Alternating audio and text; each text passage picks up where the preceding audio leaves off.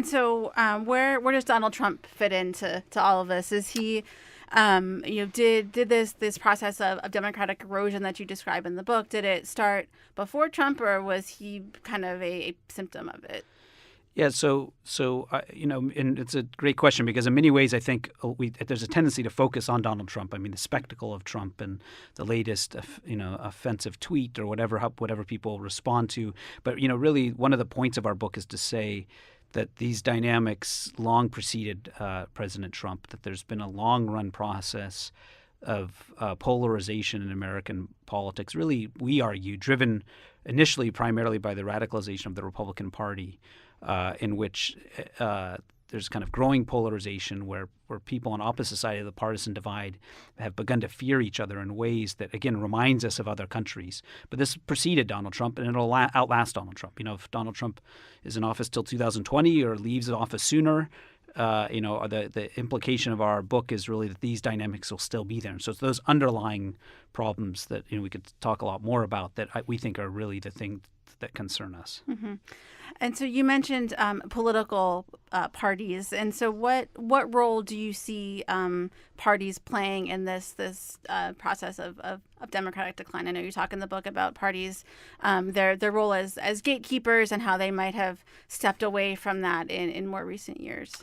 Yeah, so parties are really at the center of the story for us. One of the lessons from the book is that throughout American history, there's been around at least the 20th century, a period for which we have opinion poll data, there's been around 30% of the American electorate that supports kind of demagogic type of politicians. So, whether that's voters who supported Henry Ford, who had considered running for president in the 20s, or Huey Long, or Joe McCarthy, or George Wallace, there's a kind of continuous strand of voters that have basically had ambivalent views or not really strong commitments, we argue in the book, to democratic norms.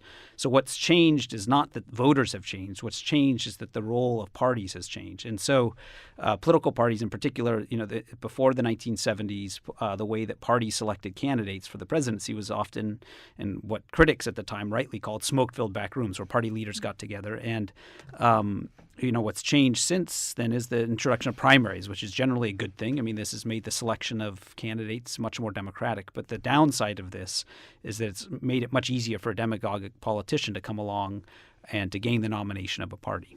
All right. And so what's the solution to that? How do you kind of prevent the same thing from happening again, or from these demagogues from winning elections? So I mean, it's tricky. We don't advocate going back to the days of the smoke-filled room.